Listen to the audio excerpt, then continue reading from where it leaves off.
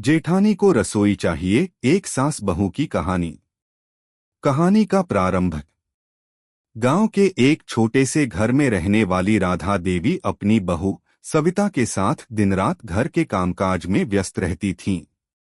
राधा देवी, जिन्हें घर में जेठानी के नाम से जाना जाता था, अपने बच्चों और परिवार के लिए दिनरात कड़ी मेहनत करती थीं। वे एक कड़ी और परंपरावादी महिला थीं, जिनके लिए पारिवारिक मान्यताएं और परंपराएं सबसे पहले थीं। अगर आप अपनी मां से प्यार करते हो और उनको हमेशा खुश देखना चाहते हो तो चैनल को सब्सक्राइब करो, लाइक करो, जय माता दी कमेंट करो। बहुत ही जल्द आपको खुशखबरी मिलेगी। प्लीज वीडियो को लास्ट तक जरूर देखें। अब आगे सुने। राधा देवी की बहू सविता, जो एक पढ़ी लिखी और आधुनिक सोच रखने वाली लड़की थी, राधा देवी के कड़े नियमों और कामकाजी दायित्वों से थकी हुई थी। सविता का हमेशा यह सपना था कि एक दिन घर में खुद का एक छोटा सा रसोई घर होगा, जहां वह अपनी इच्छाओं के मुताबिक खाना बना सके, अपनी पसंद के खाने को परोस सके और किसी के आदेशों पर न चले। लेकिन राधा देवी के लिए यह विचार बहुत ही अस्वीकार्य था। उन्हें यह लगता था कि रसोई में महिलाओं का स्थान वही होता है जो परंपराओं के अनुसार तय किया गया हो। और यह बात सविता के लिए एक चुनौती बन चुकी थी। एक दिन यह बात राधा देवी के सामने आई कि सविता को अपनी अलग रसोई की जरूरत है, और इसने घर में माहौल बदल दिया। सविता का सपना। सविता की हमेशा से इच्छा थी कि वह खुद से अपनी रसोई चलाए, जिसमें वह अपनी पसंद का खाना बना सके। राधा देवी को यह बात हमेशा ही कठिनाई में डालती थी।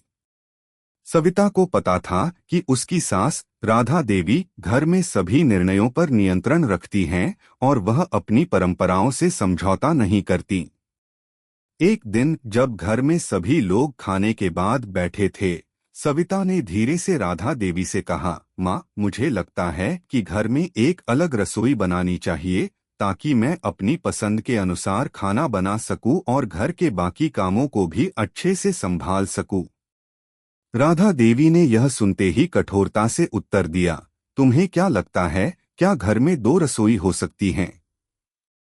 हम तो यही परंपरा का पालन करते आ रहे हैं कि एक ही रसोई होगी। लेकिन सविता ने दृढ़ संकल्प से कहा, माँ, क्या हम अपने सपनों और इच्छाओं के साथ जीने का हक नहीं रखते? राधा देवी ने कहा, हमारे घर में सब कुछ परंपरा के अनुसार चलता है। तुम एक बहू हो, तुम्हारा काम अपने पति के साथ घर को संभालना है, रसोई में कुछ नया करने का तुम्हारा काम नहीं है। राधा देवी की चिंता। राधा देवी को सविता की बातों ने परेशान कर दिया था। वह जानती थी कि सविता का दिल बहुत अच्छा है, लेकिन उनकी सोच और परंपराएं अलग थीं। राधा देवी को यह भी चिंता थी कि अगर सविता ने अपनी रसोई बना ली तो यह परिवार की व्यवस्था को बिगाड़ सकता है। एक ही रसोई में सभी का मिलाजुला रहना, खाने की एकता और सास बहू के रिश्तों की मजबूती को बढ़ावा देता था। राधा देवी यह सोचने लगीं कि कहीं सविता का यह कदम घर की शांति को नुकसान तो नहीं पहुंचाएगा। सविता की कड़ी मेहनत। सविता ने हार नहीं मानी।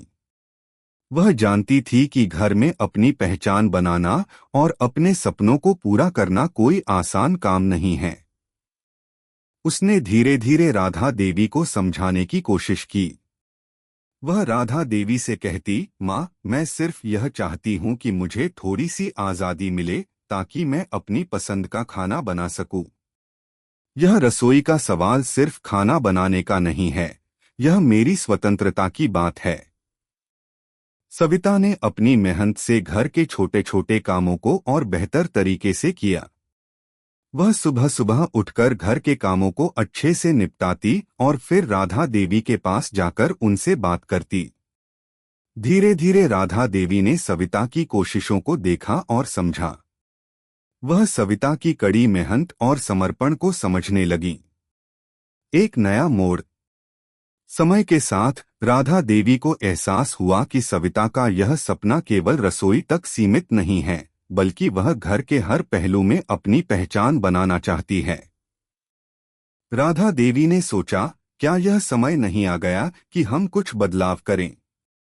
उन्होंने एक दिन सविता से कहा, अगर तुम सच में अपनी अलग रसोई चाहती हो तो ठीक है, लेकिन यह हमारी परंपराओं के अनुसार ही होगा। सविता ने खुशी से कहा, माँ, मैं जानती हूँ कि परंपराओं का बहुत महत्व है, लेकिन क्या हम अपने घर को थोड़ा और आधुनिक नहीं बना सकते?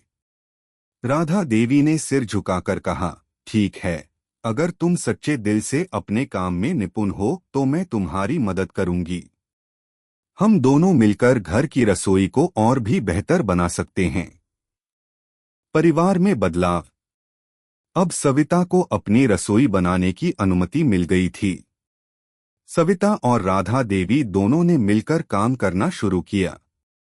सविता ने अपने नए रसोई घर में विभिन्न प्रकार के स्वादिष्ट व्यंजन बनाए। यह घर की रसोई में बदलाव का प्रतीक बन गया। धीरे धीरे परिवार के अन्य सदस्य भी बदलाव को स्वीकार करने लगे। घर में एक नई ऊर्जा और खुशी की लहर दौड़ने लगी। राधा देवी ने भी सविता के साथ मिलकर खाना पकाने का आनंद लिया। उन्हें यह महसूस हुआ कि अगर परिवार में थोड़ी सी स्वतंत्रता हो तो रिश्तों में सामंजस्य और भी बढ़ता है।